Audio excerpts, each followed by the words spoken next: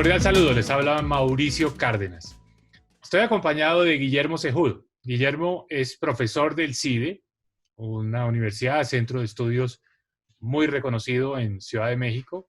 En este momento está en su año sabático en la Universidad de Columbia en Nueva York.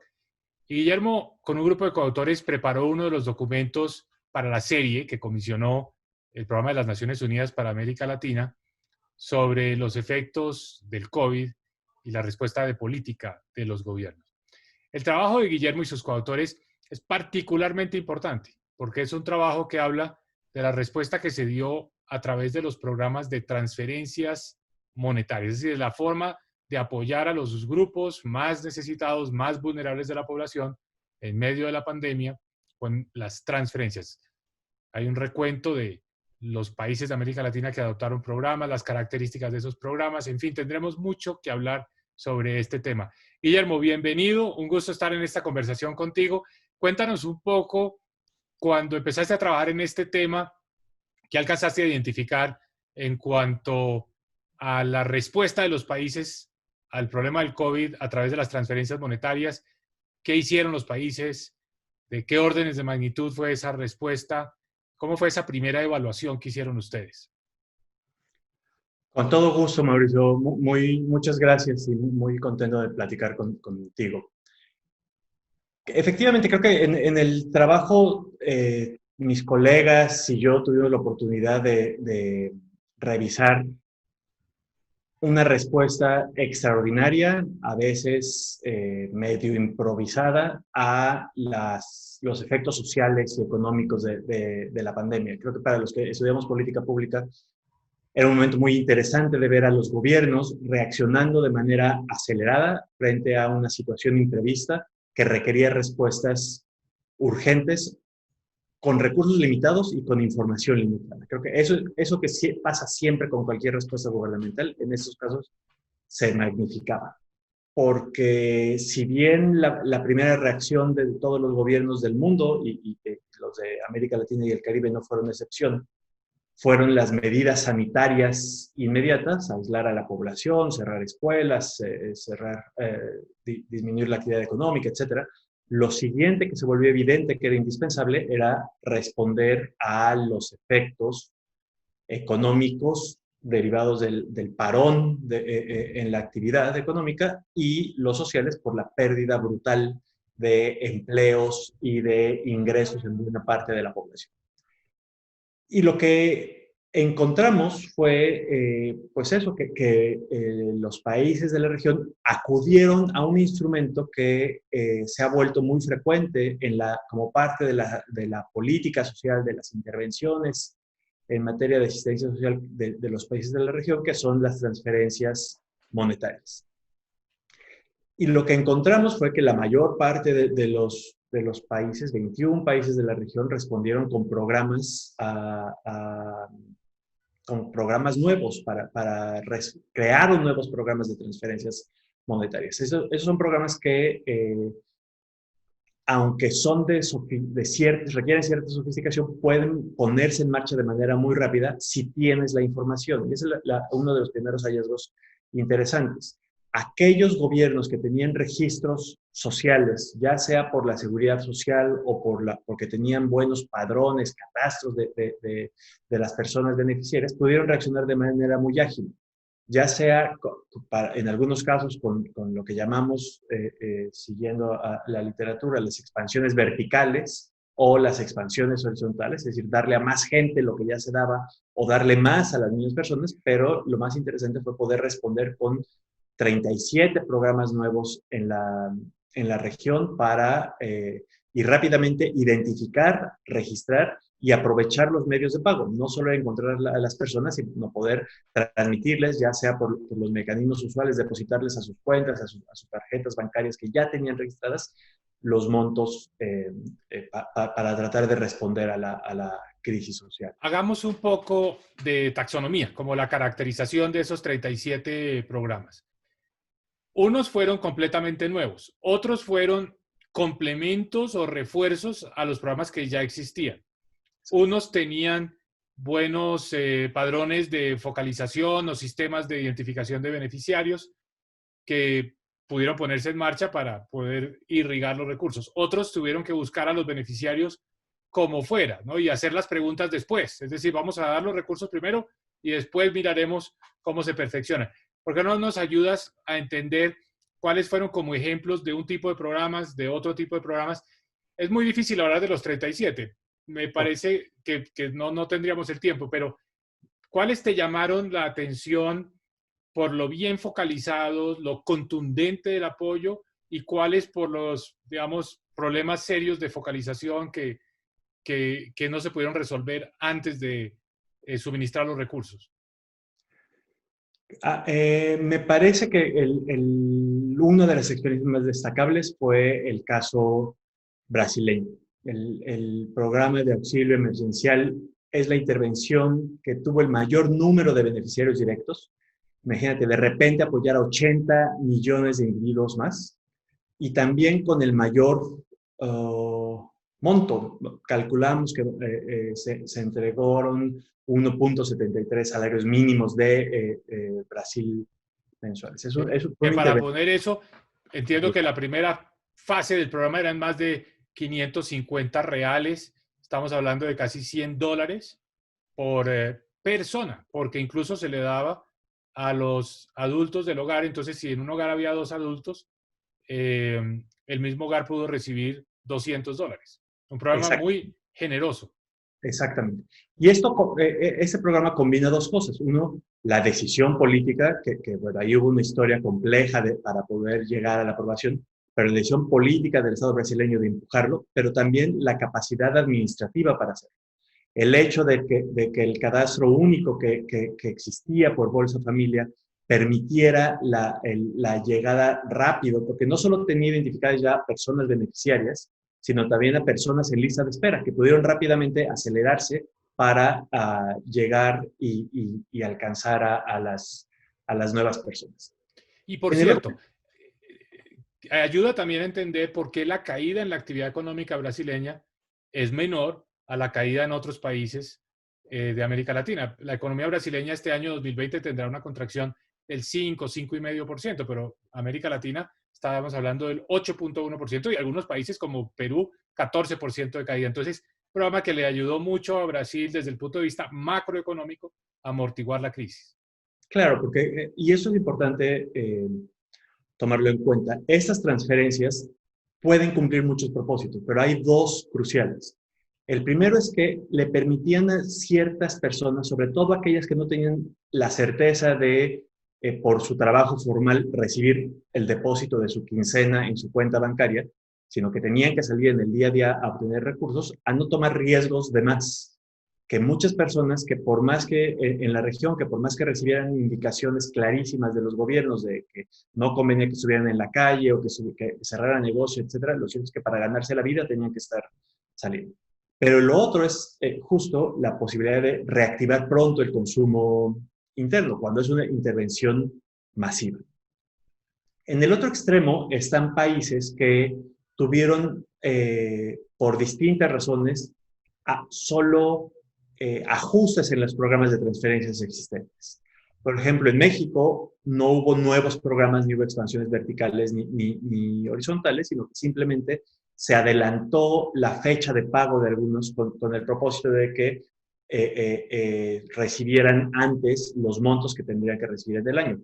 Eso hace explícitos algunos de los supuestos. Supongo que el cálculo era que el efecto, la pandemia iba a ser de periodo corto, entonces si lograbas contenerlo en el momento, después podías suavizar el efecto en el año. En otros casos es porque la protección de seguridad social fue mayor y entonces no era necesario reducirlo tanto. Chile es otro ejemplo donde hubo una respuesta ambiciosa. Fuera de estos casos destacables, lo cierto es que también es importante decir que pese a la cantidad importante de programas que se lanzaron, la mayor parte de ellos fueron poco ambiciosos. Entregaron apoyos a menos del 10% de la población, la mayor parte de ellos, y por un monto menor a un salario mínimo mensual de cada país.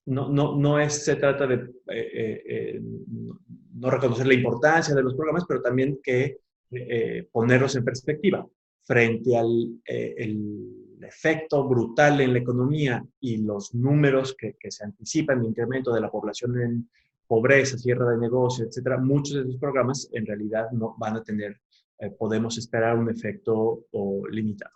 Y de nuevo el caso de Brasil destaca. Hay un trabajo muy interesante de Nora Lustig y sus coautores, que ella tiene un trabajo en esta misma serie, en el que analizan, hacen simulaciones de cuál es el posible efecto de esos programas en 4 países. Y, por ejemplo, encuentran que en Brasil es muy probable que los niveles de pobreza no solo no aumenten mucho, sino que sino que incluso hayan se caído. temporalmente. ¿Por qué? Porque estás metiéndole dinero a las personas que ya tenías identificada con tus registros sociales. Y eso te habla mucho de la importancia de esos registros y de la solidez de tus capacidades administrativas para la emergencia, pero en realidad para siempre. Así es. Muy bien. Está claro que a América Latina le fue mal en esta crisis de la pandemia, pero le hubiera podido ir peor si no reacciona rápidamente con estos programas de transferencias monetarias, y que sirvió mucho tener un antecedente, y es haber adoptado los programas que ya existían en la región, incluso muchos de ellos ya cumpliendo cerca de 20 años, porque fue algo que se pudo activar rápidamente. De manera que esa historia fue fundamental para poder amortiguar esta crisis. Ustedes hacen una serie de recomendaciones hacia adelante. ¿Por qué no hablamos un poco de ello? ¿Por qué no hablamos de qué piensan ustedes se debe hacer en este punto y ahora, estamos ya a finales del año 2020, hacia adelante? ¿Cómo se deben perfeccionar estas herramientas? Eh, Hablar un poco de la disyuntiva o la tensión que existe entre transferencias condicionadas y transferencias no condicionadas, como se adoptaron en la mayor parte de los países este año, y algo que es el tema más de fondo, y es la sostenibilidad a futuro de estas transferencias, especialmente desde el punto de vista fiscal. Claro. Sí, creo que hay una primera lección muy clara de este proceso, y es esto que sobre lo cual ya hablábamos, la importancia de consolidar sistemas de información de protección social con calidad. ¿Qué quiere decir con calidad? Con coberturas más amplias. Aquellos países que tenían información no solo de las personas ya beneficiarias, sino registros sociales completos que podían anticipar quiénes podían estar al perder su empleo, necesitar una transferencia monetaria o estar viendo reducido su ingreso. Naturalmente son complejos y costosos, no se puede tener información en tiempo real, pero en el momento en el que tú tienes conectados bien tus registros administrativos, tienes registros interoperables entre tus instituciones de seguridad social, los padrones de personas beneficiarias de tus programas, puedes reaccionar de manera más ágil a cualquier contingencia. Y eso creo que también es una cosa, una lección importante. Naturalmente, la pandemia por COVID-19 es como se suele decir, es un evento de una vez en un siglo. Pero lo cierto es que los países de la región enfrentamos regularmente emergencias de menor escala, pero que siguen siendo emergencias que requieren respuestas inmediatas. La temporada de huracanes, los sismos, sequías, problemas de violencia, de migración forzada, etcétera, que requieren respuestas no masivas, pero sí concentradas, bien focalizadas y con información necesaria. Entonces, consolidar esos sistemas de información con información completa, cobertura amplia y con esquemas interoperables es invertir desde hoy en la capacidad futura de los gobiernos para responder de manera eficaz a los problemas que seguramente se encontrarán adelante. Incluso en aquellos países, había algunos países caribeños que tuvieron que pues, reaccionar de manera creativa, usando tecnologías de la información nuevas, que quizás hace 15 o 20 años no estaban a la mano, pero que eran importantes.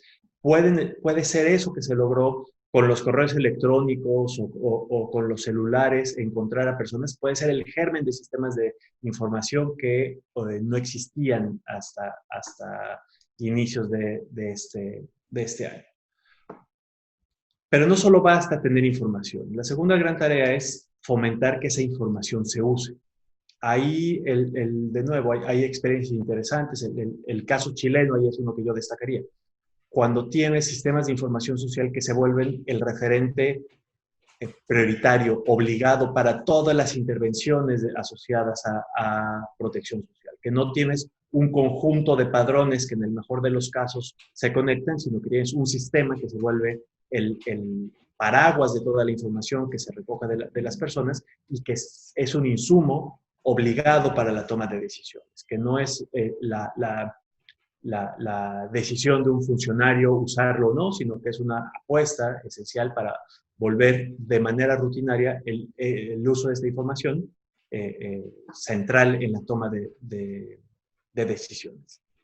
Y finalmente, la discusión más interesante, más compleja, desde luego, es la discusión del papel de las transferencias monetarias en los esquemas de protección social.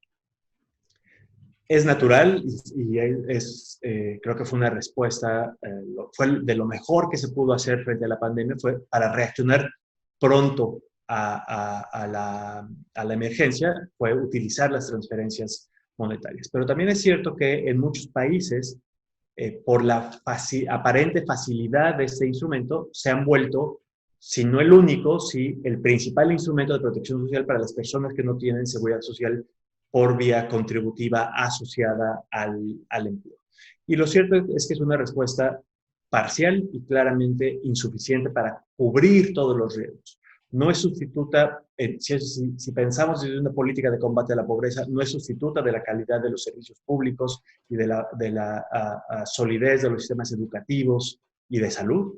Y si lo pensamos en términos de protección social, no es equivalente a la seguridad social que incluye salud, riesgos por trabajo, etcétera, que el modelo actual de sistemas contributivos. Entonces, por supuesto, me parece que repensar el papel seguramente central que deben tener las transferencias, pero hacer explícitos también los huecos que las transferencias dejan en un esquema integral de protección social que se trate de garantizar la cobertura a todas las personas. Ese punto es muy importante porque se tiende a pensar que estos programas pueden reemplazar la política social. Es un complemento, es una herramienta, pero quizás ayuda desde el punto de vista del ingreso en temas como la nutrición, evitar el hambre, evitar la pobreza extrema, pero no ayuda desde el punto de vista de un concepto más amplio, una definición multidimensional de la pobreza, donde es necesario tener acceso a la salud, a la educación, como tú acabas de anotar, a los servicios públicos en las viviendas, en fin. Entonces, no cometer el error de pensar que un buen programa de transferencias es un sustituto de un buen mecanismo, una buena política social. Exacto. Hacia adelante, hablemos un poco de los retos futuros. ¿Cómo ves tú que evolucionan estos programas que se fueron introduciendo como respuesta de emergencia a esta crisis en una región que todavía tiene muchos problemas de pobreza y una región que se va a demorar mucho en recuperar su nivel de ingreso? Es decir, las proyecciones que hay indican que incluso solamente después del 2022 podremos volver al mismo nivel de ingreso que teníamos en el 2019. Entonces, ¿cómo ves tú el futuro de estos programas y el tipo de ajustes que se van a requerir hacia adelante? Hay un primer reto brutal, efectivamente, que es la sostenibilidad fiscal de estos programas. Aquellos países que hicieron inversiones enormes, pero incluso aquellos que hicieron apuestas no tan ambiciosas, pues enfrentarán todos restricciones fiscales por la reducción de la actividad económica. Entonces, ahí hay un primer reto no fácil solución, a menos de que se apueste por la solución compleja y que tendría que estar asociada siempre a la discusión de protección social, que es el financiamiento de los sistemas integrales de protección social en países con tan baja recaudación como los de la región. En términos de economía política, uno podría imaginar que si entre la población se hacen evidentes las ventajas de esquemas de este tipo, pueda empezarse a construir un discurso y quizá una coalición que empiece a reconocer la conveniencia de tener sistemas de protección amplios, en una lógica que la pandemia ha hecho muy evidente, que es que la protección social es la forma más evidente de cumplir esa idea de que nos cuidamos unos a otros, porque cuidarnos unos a otros nos conviene a todos. No es una lógica solo o normativa, abstracta o de pensamiento positivo, sino en una lógica práctica, real, que para que mis vecinos puedan quedarse en su casa y no contagiar a mis otros vecinos, necesitamos que puedan estar en su casa. Y si no tienen un ingreso fijo, necesitan un apoyo gubernamental temporal. Y que si ellos se cuidan, todos en la comunidad estamos mejor. Creo que nunca antes habíamos visto tanta evidencia de las externalidades positivas de este exacto. tipo de programas, porque pues hicieron viable con limitaciones y con imperfecciones las medidas de cuarentena que de otra manera habrían sido totalmente difíciles de implementar. Por lo menos aquí hubo la posibilidad de reforzar el ingreso de unos hogares para que pudieran sobrevivir en medio de estas medidas de confinamiento que fueron particularmente severas en América Latina. Exactamente, y que las historias de recuperación económica van a ser diferentes entre los países, en buena medida, creo yo, por la cobertura y el alcance de estos programas. Y en esa misma dirección, me parece que la discusión sobre protección social tendría que hacerse cargo de la lógica integral que tiene que iluminar esas discusiones. Es decir, entender que como por más eficaces que sean, estos programas de transferencias, como ya decíamos, son solo un componente, pero que un componente de un sistema que tendría que ser integral. No se trata de tener muchas piezas, sino de piezas acomodadas de manera adecuada, que compartan información, que formen un conjunto coherente de intervenciones para que con los distintos instrumentos con los que cuenten los gobiernos, puedan llegar a las distintas poblaciones con los instrumentos para atender las necesidades específicas. Una de las bellezas de las transferencias monetarias es que son muy simples, porque llegan con lo mismo a todas las personas y por la misma vía. Pero son muy pocos los servicios públicos o los bienes que sirven para garantizar para sus derechos o para satisfacer necesidades que pueden hacerse de la misma manera. Para atender a poblaciones diferentes, lo que se requiere es exactamente lo opuesto, y para eso requiere sistemas de información aún más sofisticados de los que hemos hablado. Así es, y tal vez una de las ventajas grandes de estos programas, y por eso son tan populares, es que los gobiernos pueden responder rápida y efectivamente, entre otras cosas porque el canal de comunicación con el beneficiario lo provee el propio sector privado a través de los mecanismos de inclusión financiera, bancarización, que fue otra de las grandes, oportunidades que tuvo la región este año, aumentar los niveles de inclusión financiera de manera muy significativa, precisamente porque los beneficiarios de estos programas entraron en los canales de pago digitales, tradicionales, del sistema financiero. Entonces, es tal vez un efecto adicional positivo que tuvo este tipo de programas. Pero hablemos de la parte, todo tiene siempre los dos lados, es decir, hay matices. Quienes han criticado este tipo de programas consideran que tal vez uno de sus principales problemas es que las personas prefieren entonces mantenerse en una condición de informalidad porque eso las convierte en elegibles, potenciales beneficiarios de este tipo de programas, versus entrar a un trabajo formal que por los niveles de ingreso de la formalidad en América Latina automáticamente puede sacar a las personas de los padrones de beneficiarios de estas transferencias. ¿Hasta qué punto ese problema de estimular o incentivar la informalidad es un obstáculo que debe tenerse en cuenta a la hora de expandir este tipo de programas? Yo creo que tiene que tenerse en cuenta, pero con dos matices muy importantes. Uno primero es que la informalidad o la formalidad suele no ser una decisión deliberada de las personas. Es decir, no es un cálculo racional en el menú de opciones donde están, sino más bien es la posibilidad la disponibilidad de los mercados laborales de absorber o, no, o regional, o las variaciones regionales. Pero más importante, creo que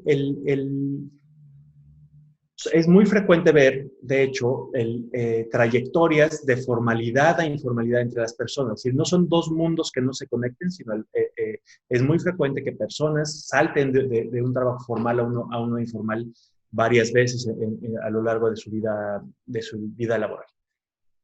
Por eso esta discusión creo que tiene que verse, y este es el segundo matiz, a la luz de la comprensión de ambos sistemas como parte de un sistema integral de protección social. Es decir, entender que incluso mientras sigamos teniendo sistemas fragmentados donde tengas un modelo basado en contribución y al empleo formal y otro basado en apoyos no contributivos para el resto de la población, esto va a ser inevitable y va a seguir siendo necesario. Es decir, más allá de estos incentivos que puedan o no existir, no va a ser imposible llegar a las personas mientras porque no.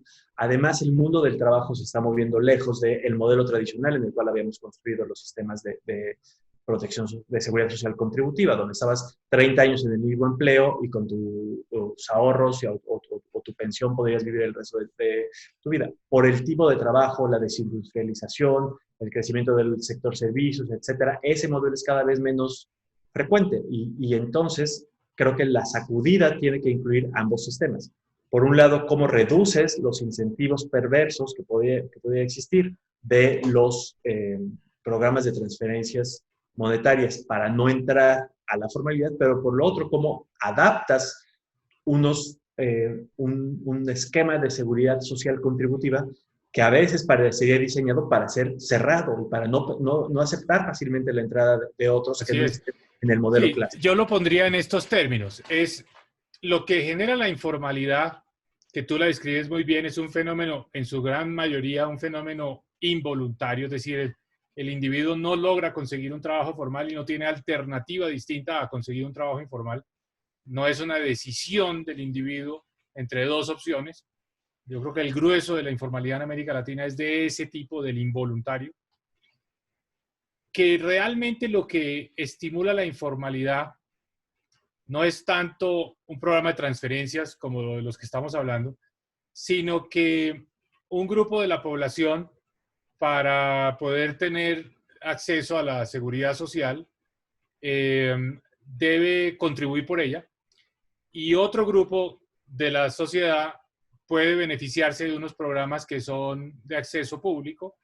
Entonces, el pagar la seguridad social a punta de impuestos sobre el empleo formal es lo que genera que algunas personas prefieran irse a la informalidad, donde pueden tener acceso a salud o a educación gratuita. Entonces, esa es yo diría que la dificultad principal está en utilizar las nóminas de las empresas para generar ingresos fiscales con los cuales se pagan beneficios a los cuales pueden tener acceso a algunos grupos de la población sin haber hecho ninguna contribución. Eso es lo que genera el incentivo a quienes voluntariamente deciden irse a la informalidad. Y por eso en esa discusión el replanteamiento de todos los esquemas de seguridad social de protección social tienen que estar sobre la mesa. Es decir, creo que la región ya no puede darse el lujo de estar haciendo ajustes pequeños en los programas o solo en las pensiones de un grupo, etcétera, sino que tiene que ser un ajuste que se adapte a las condiciones del... Exacto. Y esta puede ser la oportunidad para hacer ese tipo de cambios, porque en medio de una crisis tan compleja es también cuando surgen las posibilidades de hacer reformas que realmente cambien el statu quo. Y una de ellas es, por ejemplo, dar acceso universal a la salud, aseguramiento universal en salud, financiado con impuestos de carácter general, como el impuesto de renta o el IVA, en fin, pero no sobre la base de impuestos al trabajo formal. Guillermo, hablemos de otro punto que me parece que debemos tocar antes de terminar y ya debemos ir cerrando nuestra conversación, y es el futuro.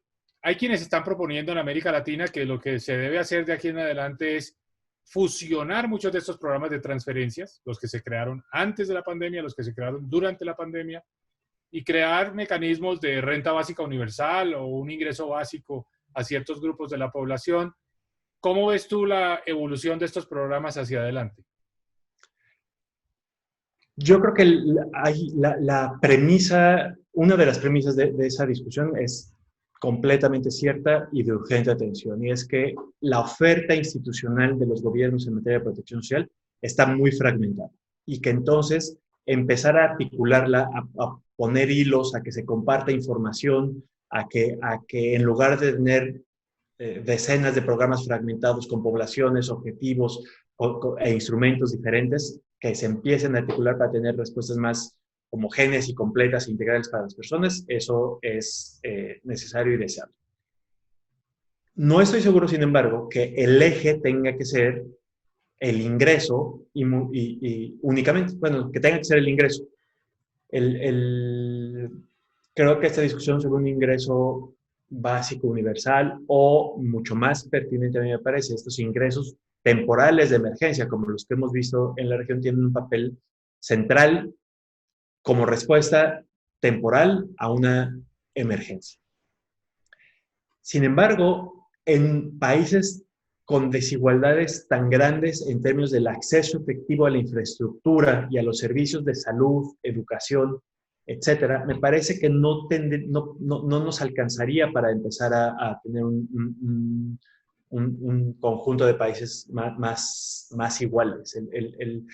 Hoy darle la misma cantidad a una persona en el noreste de Brasil o en la capital o en Chiapas o en la Ciudad de México o en cualquiera de los enormes contrastes entre las regiones de los países significa cosas completamente distintas por el acceso efectivo a los servicios sociales. Ese es un muy buen punto. Dar dinero pero no tener hospital, dar dinero pero no tener buena escuela, dar dinero pero no tener agua, drenaje, calidad de los servicios públicos básicos, me parece que es insuficiente. Creo que es una buena cereza de un pastel que no tenemos aún. Sí. Tenemos mucha desigualdad, la desigualdad entre las personas en su nivel de ingreso, una desigualdad en acceso a una cantidad de bienes y servicios públicos, incluso algunos meritorios como la salud, la educación, y unas desigualdades regionales también muy grandes. Entonces, no, el concepto de tratar a todos por igual es un poco extraño ante esa realidad de tanta diferencia y tanta desigualdad al interior de nuestros países. Por lo tanto, la política social debe tener más matices, debe ser más, digamos, tener unos elementos de focalización y de énfasis que van más allá de simplemente transferir el mismo monto a todos los hogares en un Exacto, país. más sofisticado y más capaces de responder en esta lógica de lo público, de responder a esas cosas que no se van a poder satisfacer solo desde cada persona o desde cada hogar, aunque tenga los ingresos. Son los servicios públicos que en la región siguen teniendo un déficit de accesibilidad enorme y de calidad. Y creo que no tenemos que llegar a un experimento completo con ingreso básico universal para conocer experiencias de gobiernos que han empezado a desplazarse hacia la entrega de transferencias monetarias en lugar de servicios para ver los efectos complicados que tiene eso. Muchos gobiernos municipales que están empezando a preferir dar dinero que invertir en el drenaje y la pavimentación de las calles. Es mucho más eficaz el efecto en la pobreza, una calle, drenaje, agua, etcétera, que el dinero, o países que retiran los servicios de guardería, de childcare para los hogares y que en lugar de eso transfieren dinero. De nuevo, lo que ocurre es que los hogares no necesariamente lo invierten en lo que está planeado esos recursos, ni existe la oferta de calidad supervisada que solo los servicios públicos bien regulados y bien diseñados pueden. Es que vamos al punto de que es mucho más complejo construir esas capacidades estatales que simplemente transferir dinero. Entonces, es tentador, parece fácil transferir el dinero, es un complemento, tú lo dijiste muy claramente al comienzo, no reemplaza la política social. Y hay algunos aspectos más duros del desarrollo que dependen de esas capacidades estatales, que no hay atajos, no podemos pensar que hay una ruta que reemplaza la necesidad de tener unos buenos sistemas de educación pública, unos buenos sistemas de aseguramiento en salud, unos buenos sistemas de de provisión de agua potable, de alcantarillado, en fin, esos elementos son indispensables. Guillermo, ha sido un gran gusto conversar contigo. Se quedan muchos temas, pero nos sirve también para invitar a quienes nos están viendo y oyendo a leer el documento, porque el documento pues hace una radiografía mucho más completa, más exhaustiva, llena de datos de lo que son estos programas que han tomado tanta fuerza en nuestra región. Y que hay que decirlo y reiterarlo, tienen facetas positivas, indiscutiblemente. Tú las mencionaste, la pobreza habría aumentado mucho más en América Latina. Hay unas simulaciones hechas por Nora Lustig y Mariano Tomás en otro de los documentos para esta serie, que indican que la pobreza podría haber aumentado entre 3 y 5 puntos porcentuales más en los países si no se hubieran adoptado estos programas. De manera que esto no es para desestimar la importancia de estos programas, sino simplemente para reiterar que los programas tienen que ser complementados y que el desarrollo va mucho más allá. Que el desarrollo requiere de otros elementos que incluso pues son más complejos y solamente requerirán mucho más esfuerzo desde el punto de vista de los gobiernos para sacar al otro lado. Tal vez una última reflexión tuya, Guillermo, sobre la economía política del desmonte de estos programas o su reducción justo en el año 2021, que es un año preelectoral para muchos países de América Latina. ¿Lo ves viable? Me temo que más que viable lo veo forzado. Me parece que las finanzas públicas en la mayor parte de los países van a obligar a poner un punto de llegada pronto a muchos de estos programas. Pero creo que hay lecciones importantes que probablemente los países adquirirán en términos de la conveniencia, porque lo dices muy bien, pese a los límites, estos programas tienen un papel importante que cubrir y en medio de la pandemia lo han cumplido de manera muy, muy clara. Y construir intervenciones aprovechando lo que ya está en marcha, aprovechando los registros administrativos, aprovechando los medios de pago, aprovechando el conocimiento de la población de los programas, los procesos, etcétera.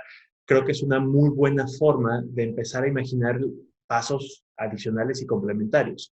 Es decir, la construcción paulatina de programas más sofisticados a partir de lo que existe, en lugar de tener que arrancar de cero nuevas intervenciones. Fijándonos siempre mucho, ahí mi coautor y yo siempre nos divertíamos mucho con eso, con la importancia de ver los detalles de los instrumentos de transferencias monetarias, porque se nos hace muy fácil, y lo solemos hacer, poner en la misma bolsa todos los programas de transferencias monetarias, pero las historias son completamente diferentes en términos del alcance, de los montos, de la cobertura, de las reglas, de los medios de pago, y cada una de esas decisiones de diseño responden a supuestos de los gobiernos sobre qué quieren lograr y cómo lo quieren lograr. Entonces, hacer esa anatomía cuidadosa de todas las combinaciones y opciones de diseño que tienen las transferencias monetarias, creo que es una de las cosas que los gobiernos tendrán. Nos podríamos quedar hablando horas y horas, incluso de ese elemento, que no lo abordamos, no le hicimos justicia al documento en el análisis de esos detalles.